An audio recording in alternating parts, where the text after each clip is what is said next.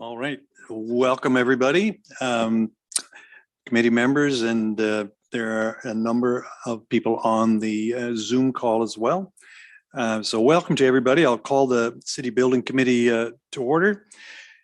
Tonight's committee meeting is being held in person in the City Council chamber with some of us here, and Councillor Aylwin is participating remotely. Some members of the executive management team and the city clerk are here. Due to COVID-19 pandemic and physical distancing requirements, some executive management and the senior leadership team and city staff are available to answer questions via video conference. The council chamber remains closed to the public until further notice.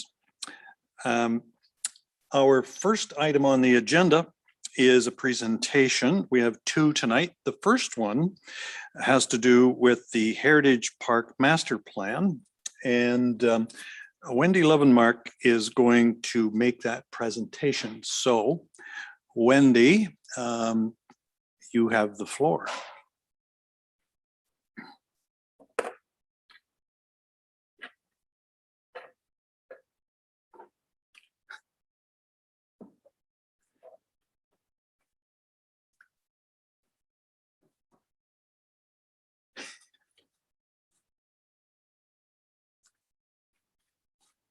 How are we doing with Wendy?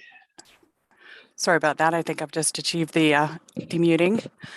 Thank you, everyone. And we have our consultant, Michael Barker of Shift Landscape Architecture, hopefully with us tonight. I don't see him yet in the Zoom meeting, who should be joining us shortly to launch the presentation and give you a vocal description of the content in the presentation, and then be available to answer questions afterwards, along with park planning manager Kevin Bradley, and Michelle is also with us this evening. Michelle Banfield, our Director of Development Services. So welcome, Michael, whenever you're ready. Yep, you can all hear me now then. I could see you and hear you all, but here we are. So I'll should be able to share this. Do you see that on the screen? If somebody could give me a yes, that would be great. We can't see it yet.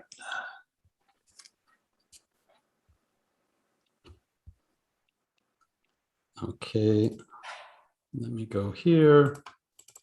And how's that? Success. Great. Okay, so good evening. My name is Mike Barker, and my office, Shift Landscape Architecture, has been working with the city over the last 8 months or so, developing concept ideas for the redevelopment of Heritage Park. So over the next few minutes, I'll provide you with an update on the design process, community engagement to date, and we'll be able to hear your feedback on the draft master plan. We started working on the project in March of 2020, but we did have a hold after a few months because of COVID. So we resumed again in February of this year. We started with in-depth discussion with various city departments, hearing their needs, concerns, and of course, knowledge about the park. Following that, we developed 3 concepts for review with staff, Lake Simcoe Conservation, and then of course the public. And since then, we've been making revisions to get us to the plan you'll see tonight. So this is the site. Of course, I won't linger here for long, as I know you're all familiar with the park. Certainly a lovely space in some respects, but also dated, and it hasn't been reconsidered in 30 years. So I think it's fair to say there are opportunities missing for such an important piece of land within the city. One of the first things we did with the project team at the city was develop some goals.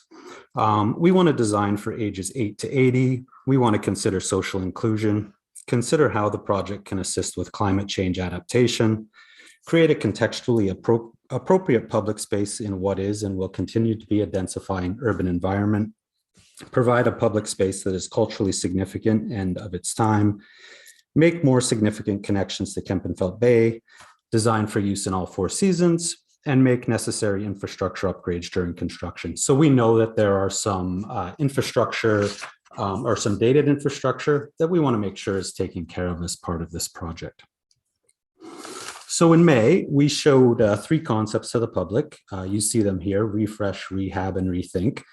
They all shared certain elements, but each concept built on the last. So this allowed us to present opportunities for interventions without imagining the site as a blank slate. So in this way, we could start from a realistic position of working with some of the significant elements which exist currently. We presented those 3 concepts in 2 different sessions, and we had 32 and 27 unique viewers. So this was done online. So that's the number of computers that signed in. During the meetings, we had 21 people speak to provide comments or ask questions. And then following the meeting, the concepts were posted online for 3 weeks to allow for further review and comment. And from that, we had 226 surveys. So surveys returned. So a fair amount of feedback provided. Overall, there was very positive response to the idea of revitalizing Heritage Park with resounding support for the rethink concept. The main elements that people noted as important were trees and gardens, access to the bay, an updated water feature, and shade. So with that background information, here is our concept plan. And I'm going to zoom in on 2 halves of this so you can see things a little clearer. In this first view, you can see one of the main things that we're doing is giving more presence to the park at the street. There's an entry plaza over here, and then this larger entry plaza across from Meridian Place. We propose a water feature in there to start to draw that idea of water and the importance of water to the park and the city to the streetscape and into that plaza. We have provided space here for the approved Hartberry sign. We're also through this process at this point, suggesting a possible alternative location, which would see that slide back to the periphery of that space a little bit. Moving down to the water here, you see a significant space to allow for waterfront gathering and events. Here you also see the opportunity that starts to develop for a much greater connection to the water. These cantilevered wood decks will allow for people to get out over the bay and have that true waterfront experience.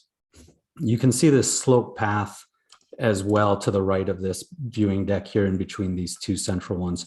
And that's going to provide opportunity for people to use the park as a launching point for stand-up paddle boards or kayaks, those sorts of things, and also enter the park that way.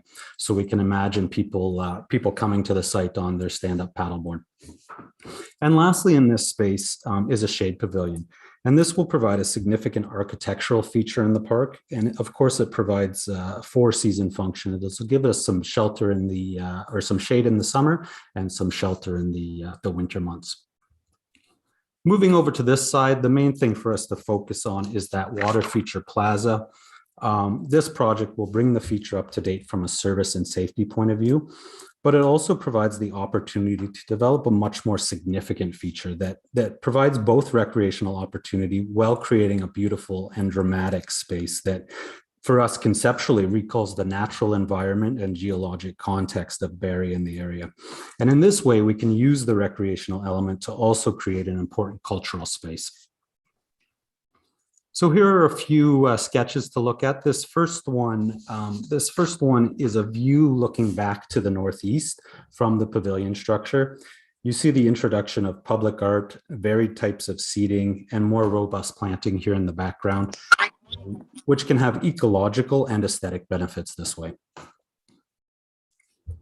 Here we see the rethought water feature, and I think this starts to show the drama of this space and the ability for it to be both a place for play as well as becoming an iconic space in the park, but also in the city. And finally, in this last image, you see the more open waterfront edge, almost promenade-like, with this ability to get out to the edge on one of these wooden decks. You also see, again, varied seating, varied forms of seating. And I think it's really important in this type of contemporary space to allow for a variety of seating options and gathering spaces to accommodate the variety of people we assume will use the space. We wanted to take just a minute here to look at the idea and the fact that many communities are rethinking their waterfront spaces for significant and often measurable benefits, including economic, social and cultural, tourism, and even talent attraction. Obviously, we don't have a lot of time, but I wanted to point to these 2 projects. This first one on the left is a project in Kingston, rebuilt in 2017, similar in area to Heritage Park, although you can see in this bottom image that very linear in nature. Mainly circulation through that area with some public art. But then as you get down to the other end, which is this upper image here, the introduction of a beach landscape, stairs down to the water, revitalized or refurbished pier with a bridge connecting the two spaces. And then through the project, they also did some significant shoreline reinforcement. And that project was built for $6 million. What was that? 4 years ago in 2017. The second one on the right is Trillium Park. It's down at Ontario Place on Lake Ontario in Toronto. This space is almost identical in size to Heritage Park. The cost is huge at $30 million, but there was substantial amount of earthworks. This was a parking lot, so you can see in this image the sort of dramatic landscape and exciting experiential landscape that's been constructed. So a lot of fill obviously brought in. There's also these significant elements like this bridge, these stone walls. There's a beautiful shade structure. And if you imagine a space the size of Heritage Park, they planted 1,200 trees and 28,000 shrubs. So a very dramatic landscape. And although neither of these are exactly comparable to Heritage Park, I think you start to see what, in this case, two communities are doing at their waterfront and the importance that's being given to these spaces. So just to start to wrap up here, I just want to do our next steps on the project. In a month, we're going to do a second PIC with the public. And then following that, we'll make final revisions to the plan and produce the final master plan document. And then this project will end up with council for review, ideally in February. We're aiming for the beginning of the year after the holidays. So with that, thank you for your time. I'll be happy to answer any questions you might have, or if I don't have those answers tonight, I'll endeavor to get them for you as soon as possible. Thank you very much. Great presentation and some great ideas there. Any questions or comments? I saw Councillor Aylwin. Thank you so much, Chair Riekma, and thank you, Mr. Barker, for the presentation. I really enjoyed looking at all the concepts during the public engagement sessions. Couple questions. The first is around the Hartberry sign and the alternate location that you showed on the map. Can you explain to me what's going on there? So there's the approved location where you had mentioned a water feature as well, and then the alternate location. So what exactly is being proposed there? Yeah, so the Hartberry sign has come along as we've been working on the project. And so we had looked at this alternate location, well, frankly, a location, and then we learned about the location that was approved. I think there is some merit in continuing to look at alternate locations as the project develops. My one concern with the current location potentially is that it's directly on the entry axis as people come across the street from Meridian Place. And although I understand the goal of the sign from a sort of branding and energy level, I would be concerned that instead of seeing the water and potentially sailboats and activity at the water and these sorts of things, it's that sign. And so it perhaps is the best idea, the best location, but I think as we continue to finalize this plan, that's something, in my opinion, that we should also continue to consider. I appreciate that clarification. I absolutely share those concerns about the approved location, although I'm a little confused who was approved by, because I know City Council approved Heritage Park as a location, but I didn't realize there was a particular location within Heritage Park that had been quote unquote approved. And just that Michelle or Wendy may have more of the understanding. I don't know if they have more information that either of them would like to add. Okay. Wendy or Michelle, any thoughts on that? Thank you for the question, Councillor Aylwin. And so, ultimately, it's as Michael said, the initial public information centers were coming around the same time that the I Hartberry sign first came up as an issue. And certainly, Rebecca James Reed and her team through communications did look at, consultation and review of where that sign should go. But it was kind of happening in parallel at the same time as these master plan works were.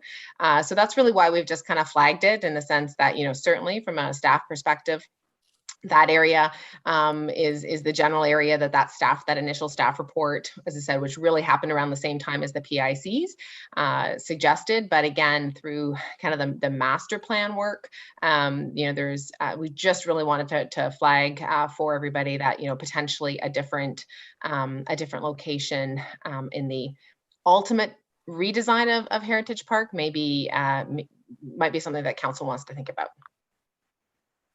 Okay, thank you, Ms. Banfield. Councillor Aylwin, any more? Yes, thank you, and thank you, Ms. Banfield, for that further information. I appreciate that, and I do remember during the public information session, people raising concerns with the sign being located in Heritage Park. So I think those concerns that Mr. Barker raised about it being right at the entryway directly across the street, I think is a very valid concern as well, and something that should be taken into consideration. My second question is around the pavilion and sort of the seating area underneath it. From the renderings, it looked like there may have been a lot of concrete and paved area. Am I understanding that correctly from the rendering? I just worry a little bit about concrete, because that was a lot of feedback we got about Meridian Place after the construction of Meridian Place, was that it was too much concrete. So I guess I'm a little concrete shy when it comes to parks near the downtown. No, and it is a hard surface. Right now, it is illustrated as concrete, and frankly, in our cost estimate, as we're looking at the costs at the project, it is priced as concrete. The reality is, if we want to have that sort of larger space close to the waterfront that will accommodate some of those larger events, then we need some sort of durable hard surface. If we're talking about concrete as hard surface versus something like, say, paving stones or those sorts of things, we would certainly like to go into the direction of something with more texture, like a paving stone or that sort of material. The challenge we face there is the jump from concrete to that material from a cost point of view is significant. One of the things we do have in the plan right now, and remembering this is conceptual, so the next stage would be that detailed design, but we do have the inclusion of paving band, what we'll call details, throughout to try and minimize that sort of oppressive nature of a field of concrete, and also the introduction of some stone to sort of natural stone, that is, to relate to the nature, the contextual nature of Barrie at that sort of border between central and northern Ontario. So playing with some of those materials, I think, will be critical in this kind of park to really draw or to really create the type of space that is deserved on this waterfront location. Absolutely. And building off of that, so I think you called it the linear event space further to the east. Yeah. Is that proposed to be paved with concrete as well? What is the proposal there at this point in the design process? So again, generally what we have right now are the main circulation pathways are concrete, and they're concrete from a design point of view, but also from a point of view of being able to price the material. The challenge we have is that asphalt and concrete sort of sit at this lower end from a price point of view, and then the jump to the next one is really big. So similarly, that linear event space, which we're imagining being used for farmers markets, art in the park, these sorts of things where stalls could be set up, is priced as designed as concrete. Again, in order to give us a hard surface, that laneway specifically, or that event space, needs to serve double billing, because it also needs to remain an access for fairly large trucks, which bring materials into that well building for the city, the treatment that needs to take place from the city departments. So that needs to allow for public animation and public use, but it also on some days needs to be frankly, a service lane that allows for trucks. Okay, that makes a lot of sense, because the way my thinking was going was, we have a lot of sort of event space. We have Meridian, we have the market district, which we're looking to have sort of the farmers market there. And we could probably use some more passive space, but that makes sense with the laneway needing to be used. All right, I think that's it for my questions for now, but looking forward to the rest of the process and learning more about the plans. Thank you. Thank you, Councillor. Okay, thank you.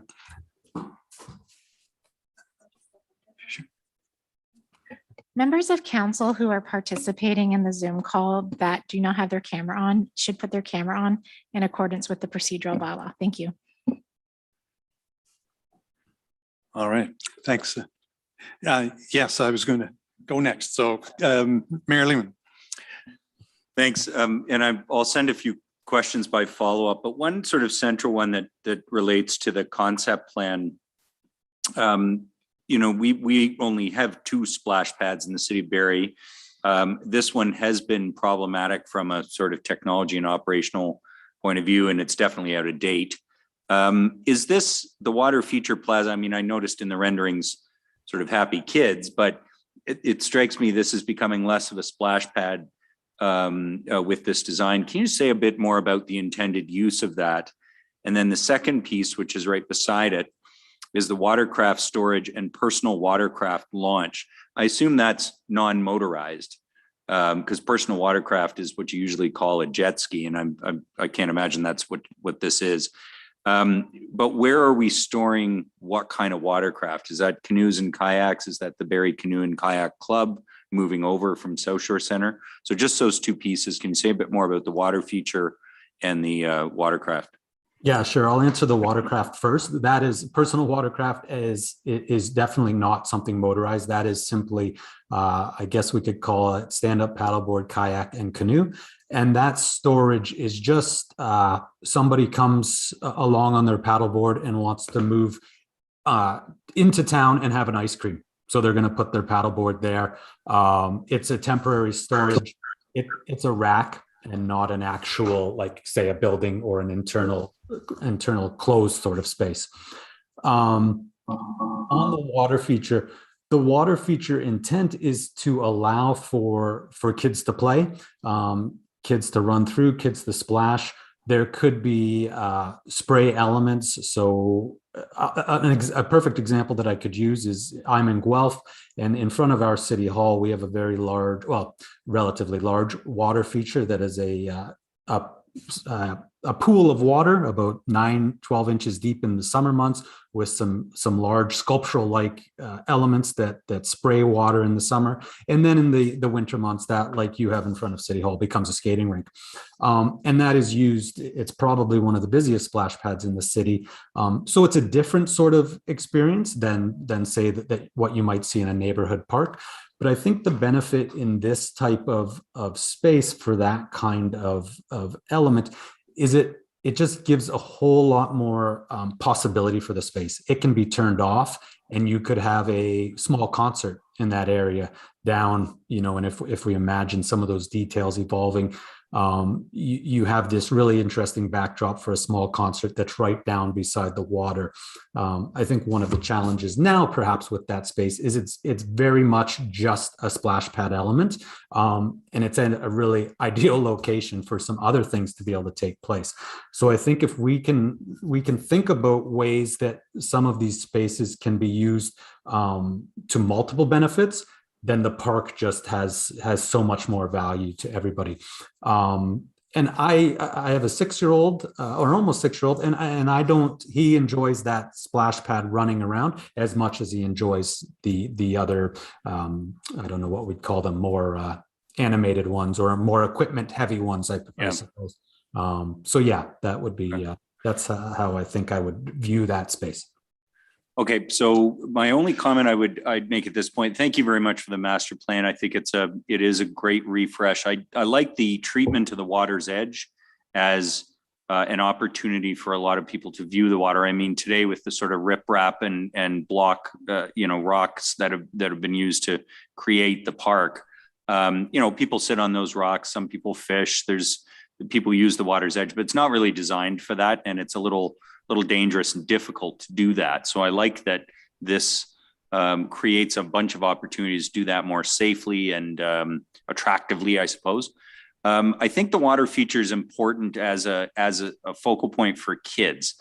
And I guess what I wouldn't want to lose is that notion, because, I've often said, especially during COVID, one of the lessons of COVID, parks are the backyard for people who don't have one.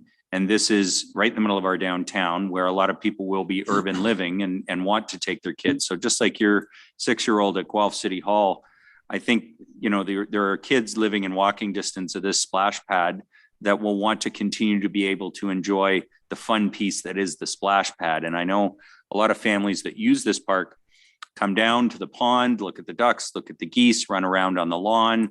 There's sort of stuff going on because it's downtown. So and there's, family oriented things in the neighborhood in terms of business uses.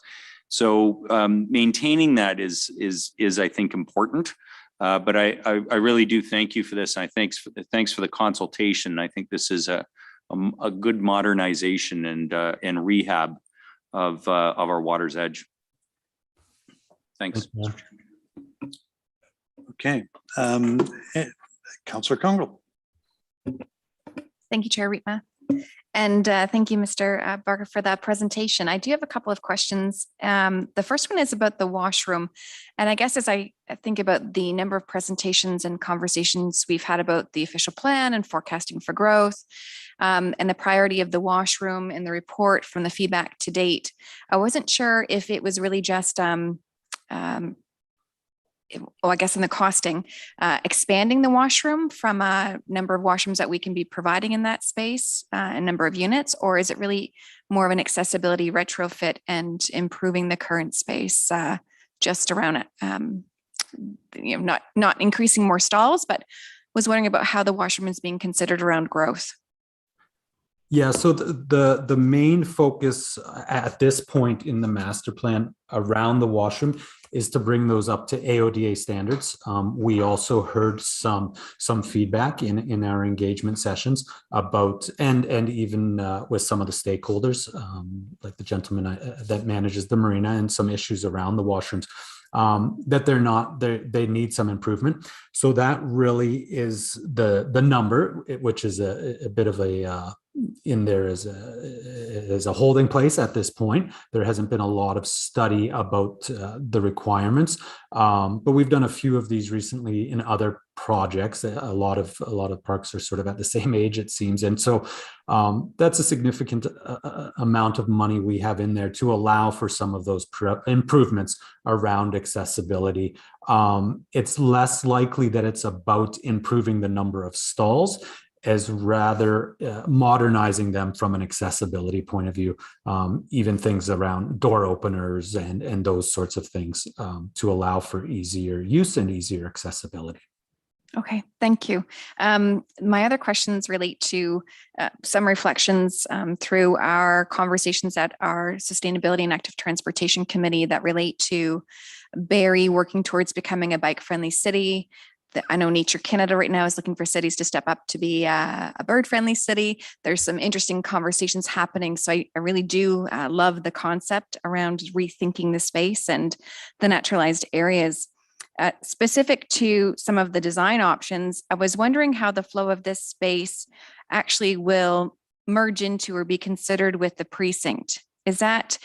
I appreciate they're being designed and looked at as separate spaces, but around connectivity, connected routes, around urban design, is there a point in the process by which there is a linkage to what might be considered to date to be a bit of a design concept for the precinct? Yeah, so I think one of the challenges with this format tonight is 8 to 10 minutes of speaking. Yes. So there's an hour of stuff that I didn't talk about.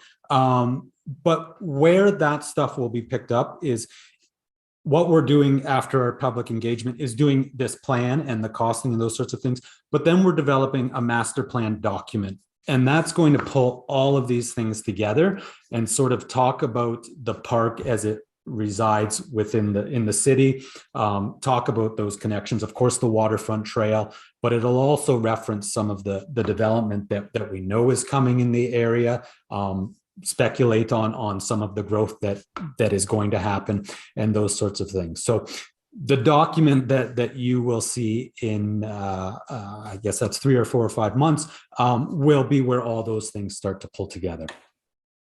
Thank you. And then lastly, my assumption in the current design concept and in hearing Mayor Lehman's comments about still protecting that water feature for kids and enjoyability, I also keep thinking about, making assumptions about if you can turn off the water feature, what does that structure support? And if it becomes unique spaces for theater and the pop-up theater performances, sometimes we'll see at the farmer's market, and unique spaces for people to gather. And I'm seeing that type of space already being incorporated into our libraries around performances and platforms and different pieces. So overall, however that shapes, I just want to compliment you on the concept and design, and have seen where space, when we allow it to be movable or, shape shift or non-permanent in some way, especially in the general areas where we gravitate, how it can be used for a lot of different community groups and creative spaces. So I like where you're going with the concept around how to use some of the structures for multi-purpose benefits. Great. Thank you for the feedback.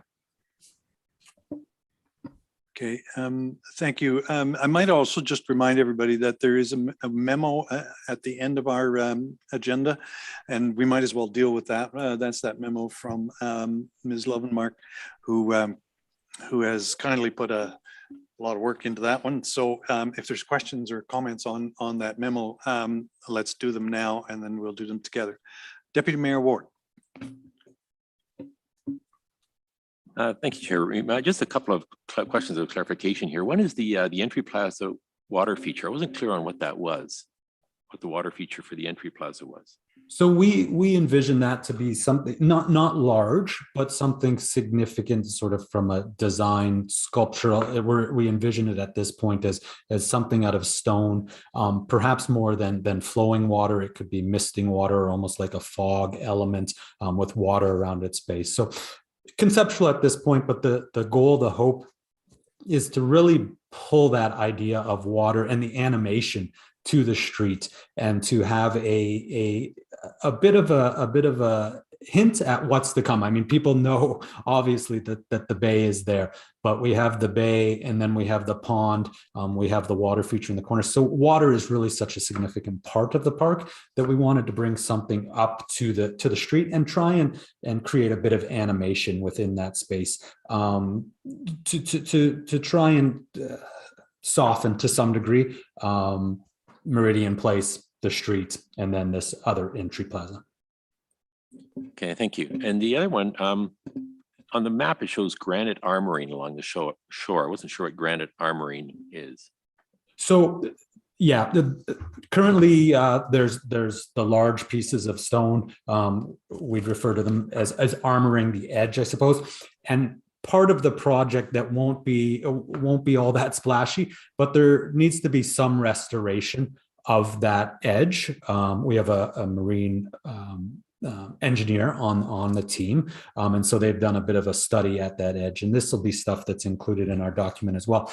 And Lake Simcoe Region Conservation requires that any stone that's put on an edge like that is granite, because, for instance, limestone would leach into the water. So that's a technical sort of detail, but a relatively significant one in the project, both from needing to happen and from a cost point of view. Okay, my last question was on the project goals. It said design for use in all 4 seasons, build Barrie as a winter city. Is there anything in the park that's sort of designed for winter use? It's specifically for winter use? Well, really playing with the idea of the pond that is used for skating now, and then really building around that. We have the addition of, well, you have one currently, the fireplace, but adding some more of those down in that gathering space at the water's edge. That shelter is now going to have a relationship with that skating area and allow for people to be in that space in the winter. And if you imagine a few of those fireplaces going, or fire pits, then we start to really build on the idea of the pond as the attraction. And now there's opportunities for programming to start happening, and winter events, more winter events. I know you do have some, but more to start taking place in the park. Okay, thank you. Okay, thank you. All right. Are there any other members of council that have questions or comments? I don't see any. I have one. Right next to this park is the marina. And it looks to me like you haven't, or at least the drawings don't show anything and how the Heritage Park is going to relate to the marina. Because in many ways, those boats are interesting, and somehow it'd be really great to be able to integrate that into the park. Any thoughts on that? Yeah, so I think the two things we've done, perhaps a little passive, but we've brought the one pathway comes down and hits the dock at the edge, and then we've also, part of the design concept is that spit that goes out that serves as a breakwater for the marina is proposed to be redesigned a little bit. The form stays the same, but we make it a more enticing place to be, a nicer place to be, to try to draw people to the end of that spit or that pier, and then have a relationship with the marina. One of the stakeholders we met with from city staff was the manager of the marina. So we were able to learn quite a bit about the relationship between the marina that he manages and Heritage Park. And the biggest issue for him is the washroom. That's from a customer's point of view. That's what he needs the most. So we did learn quite a bit about the needs from his point of view in that regard. Okay, thank you. Ms. Lovenmark and Mr. Barker, thank you very much for your presentation and for the answers that you've given. I've got a whole series of thoughts and comments yet, and I'm going to invite anybody else that has those. I'm hoping that I can just send them to Ms. Lovenmark, and you can use that as input as well. So thank you very much. And we will move on to our next presentation, which is by the Sandbox Center. And I'm going to call on Danielle Lazarevsky and Megan Price now. And again, there is a memo attached to our agenda, and we can deal with both items at the same time. So, Danielle, the floor is yours. Wonderful. So lovely to see you all. Thank you for the warm introduction. My name is Danielle. I'm the managing director of the Sandbox, and I'm joined by Chris Mazzoni behind the scenes, who will be assisting with the presentation, and we can see that's up. So thank you so much, Chris, as well as Megan Price, who's going to be providing you with some insights. We're here to provide you with an update on the Sandbox. And so as we move into the first slide, this is really just intended to capture a few highlights from a report that was submitted through staff. And because we want to be brief and just get to you hearing directly from our team and some of our members, so we're going to breeze through this. But I have to share, the past 3 years have been a wild and wonderful ride, from construction to startup, and then from opening our doors to the pandemic. My goodness, it has just been incredible. But through these hurdles, I feel like they have only thrown fuel to the fire when it comes to uniting, strengthening, and growing our business community. We recognize the power of our partnerships and have harnessed this through all of our active collaborations. And when we combine these active collaborations with increasing connectedness, as well as through providing access to knowledge or resources, this is when the magic happens. And you might ask yourself, how do we leverage this magic to have the greatest impact? So we have 3 priorities that are guiding us. So here's the first one. One of my favorite parts of my role is that I get exposed to leaders who inspire me, and there's a massive opportunity to shine a light on them, their businesses, and lived experiences. This raises the visibility and profile of not just those leaders and their incredible work, but our community and this beautiful city. The second priority, I'm going to start with a question.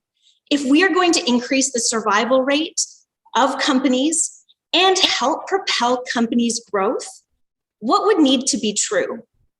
We would need to unite in our efforts to make it easier for businesses to find support. We would need cutting-edge curriculum that focuses on scaling businesses and an environment that promotes peer learning, excitement, and that recognition of success that I was talking about. The Sandbox is at the center of activating a regional innovation cluster that does just that. And this puts Barrie at the center of it all. And the third priority, of course, I shared my favorite thing about my role is getting exposed to those incredible leaders who inspire me, but being able to connect them and share knowledge is the icing on the cake. I'm not talking about a referral to a website or pointing somebody in the right direction. I'm talking about building life-enhancing connections, connections that have a positive impact on the way that our community does business. In a moment, you're going to have an opportunity to hear directly from the Sandbox community. But first, I would like to introduce you to one of our Sandbox team members, Megan Price. Wow, what an incredible journey. Hi, everyone. My name is Megan, and I joined the Sandbox team back in May of 2020. It's nice to meet you all, and thank you for your time today. So a saying that really resonates with the Sandbox community is the rising tide floats all boats. In my final semester at University in Ottawa, I was tasked with shadowing a business professional for the day. The Sandbox team graciously opened their doors to me and gave me an unforgettable experience. The moment I walked into the Sandbox, the atmosphere hit me like a brick wall. Hustling and bustling business leaders connecting and collaborating. I thought, how can I be a part of this? Fast forward a few months and a pandemic happened. Like many students in my position, I moved back home to my parents in Barrie and planned to wait it out. I was hoping to be working and living in downtown Toronto by the end of the summer. Clearly, I made a change of plans for the better. Although I didn't get to physically experience that contagious energy that we all know and love for more than a day, I still felt it through our online community and the initiatives that the Sandbox was taking part in over the last year and a half. It was such a trying time for businesses all over the world, and to see the local business community here in Barrie come together like they did was extraordinary. I quickly gave up the idea of moving to a big city because the Sandbox Center and the Barrie community showed me what I would be missing, and I haven't looked back since. When I think of the Sandbox Center, I think of community, I think of connectivity, and I think of endless possibilities. Now, hear how some of our members are rising the tide.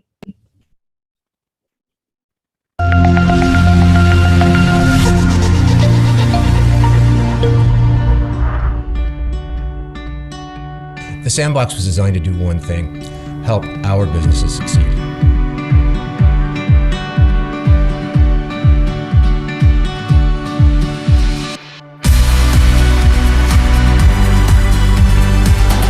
When we invest in our leaders, our businesses grow and our people become influential. Sharing knowledge and ideas inspire and fuel one another. The power of connections allows businesses to solve problems faster than they could on their own, propelling them into new markets, new opportunities, and success. Bringing together and celebrating a diverse mix of voices leads to better discussions, decisions, and frankly, it's better business. We lead with giving. We lead with relationships and connections. This means we simply try to support anyone to be successful, especially entrepreneurs, with no expectation of getting anything back. My name is Alana Howard, and I am the founder of Cosmopolitan Academy. We are a beauty academy in the beauty industry, but we actually do a lot more than just teach the courses. We've taken it a step further because we found that a lot of the students were really needing a lot of help after they were certified with scaling their business and building their business. So we actually created Created the Diamond Society, which helps our students to actually scale their business to at least 6 figures is our first goal with them. So that's super exciting, and that's very niche for our company as a whole. Ultimately, the Sandbox and TAP, they were my business GPS. They guided me to where I was going to go a lot quicker than I would have got there on my own. So we're actually already in 10 different states in the US, so that is huge. We've also entered into a new province in Canada. So right away, we have definitely seen significant growth, which comes with significant new revenue. So that's exciting for any entrepreneur. We've created new jobs. We've networked with new people. I have gained so much new knowledge that I will take into the company as a whole, not just for this international growth, but also for the business as a whole. I have met so many new people that are helping me with the company from the ground up that I didn't even know I needed in different areas. So that in its own was also an added benefit that I took away from this on top of the international growth.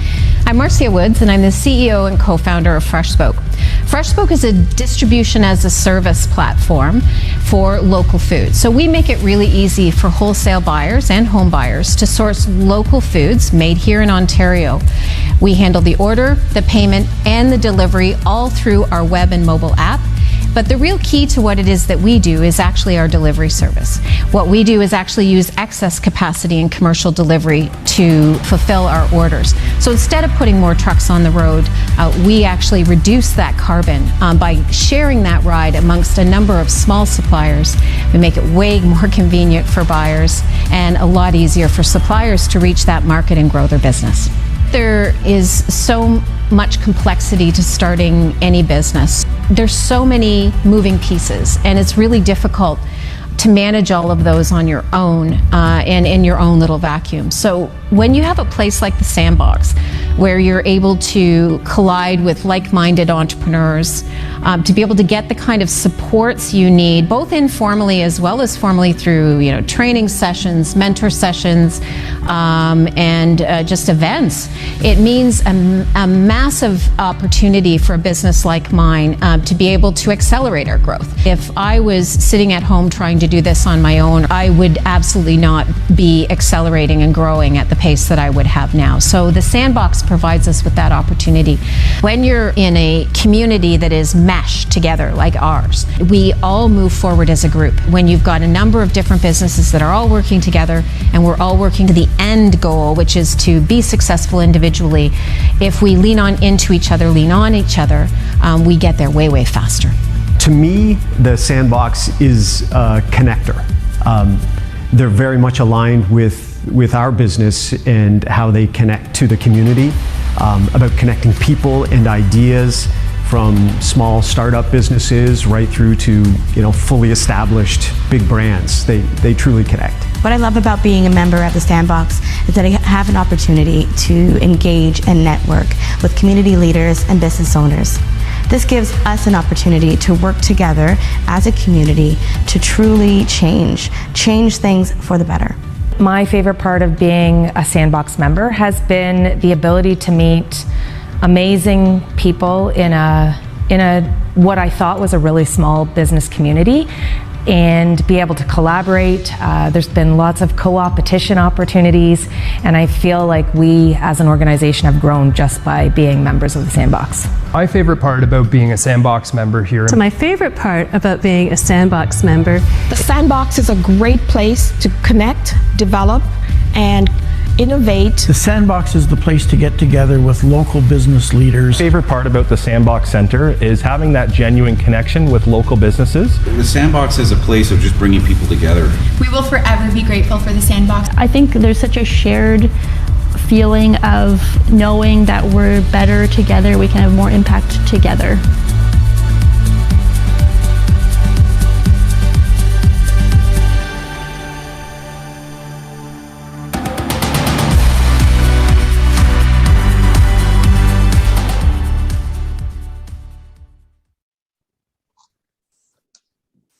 Well, I really do hope that gave you a sense of how our community is feeling through their own perspectives and experiences.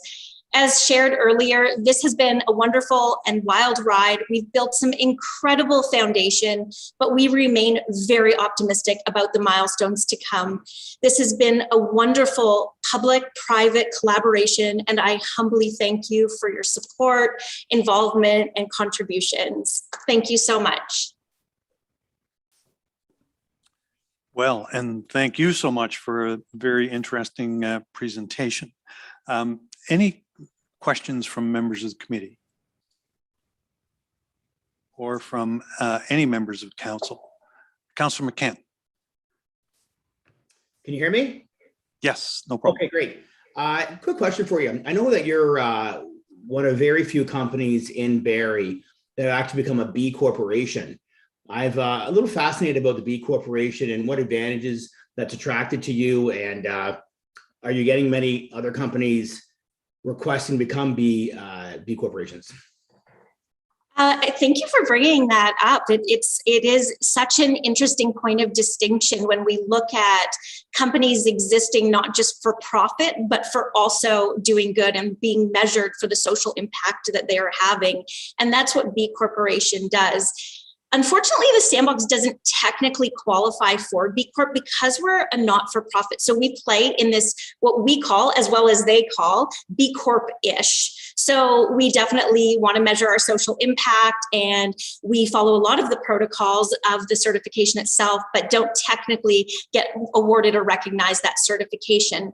However, because we're so passionate about companies doing good and the positive social impact that they can have on the community and the world, we have delivered programming to strategically support companies in going through that process, because it is incredibly rigorous to go through that. I'm proud to say that as a result of the Sandbox playing a role in this and through our connections, that Bush Systems and Barriston have received their accreditation. VetaSpa is well on their path. There is definitely an opportunity in the movement to grow our community, and there's strong interest. And so we remain dedicated to delivering that programming. One of our secret goals behind the scene is, what if we could actually create a B community, a community that's densely populated of companies and organizations focused on doing social good.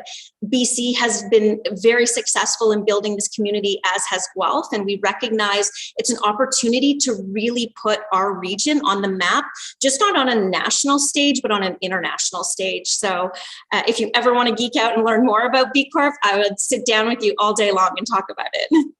Yeah, I actually do. I've been talking to Craig about becoming a B Corporation for my companies, and I think the more companies that get involved in B Corporations, the stronger we are as a community. So, yeah. Thank you. Welcome. Okay, thank you. Mayor Lehman. Thanks. And I know time's short, but Danielle, thank you for the presentation, and Megan, and the very high quality, obviously, of production value in the update video there, but the energy level comes through, and that's great to see despite the pandemic. Quick question about the RIC. So research innovation clusters are a thing. Of course, they've been a thing for a little while. We've not, I don't believe, ever had one that's just Barrie based. We, for years, worked to try and be part of the York Research Innovation Cluster. We had some partnerships and arrangements there. Do I take from your slide number 4 in the presentation that the intention is for the Sandbox to be the RIC for this area that you're showing on the map, and for us to formalize that with the Ontario government? Yeah, it's a really great question, and I'm glad you brought that up. And for some of you who may not know, that is a provincially funded program. Our closest RICs, Regional Innovation Centers, are Markham or Sudbury. So what you noticed on that slide is this glaring black hole of an underserviced area. And so there's a huge opportunity for the Sandbox to be at the center of that and play a role in building a collective where we're really uniting ecosystem partners to make it easier for entrepreneurs to connect to those much needed resources. And so we are taking a different approach. We are not working with the Ontario government to become a RIC. And in fact, we are looking at, through our alliances, how do we create our own? And what's unique about the Sandbox is our relationship with the private sector and the role that the private sector can have so that this can be something that can stand the test of time and truly be sustainable. And so that's what we're exploring. A strategic partner is Georgian College. They've been an incredible partner in helping build this strategy. We have an application in with FedDev that would attract significant funding to be able to support this initiative. And so we've been stewarding that conversation along, and I hope that very soon we will have more details to share with you. But we are taking a unique approach in addressing building a regional innovation cluster. Okay, love to hear more. I always love when Barry's leading our sort of regional approach to service delivery, regardless of what we're doing. But it's great to hear about a sustainable and a private sector based approach. I just also wanted to say thank you to you and your team for the ongoing work through the Barrie Economic Forum. You know, as we've met regularly and evolved out of the COVID recovery task force into that body, meeting with all the other industry associations as we do. I've appreciated the Sandbox's ongoing integration, how you've been helping the different industry associations around the city as we work through building our economy. So thanks for that. Thanks, Mr. Chair. Okay, thank you. Any other questions or comments?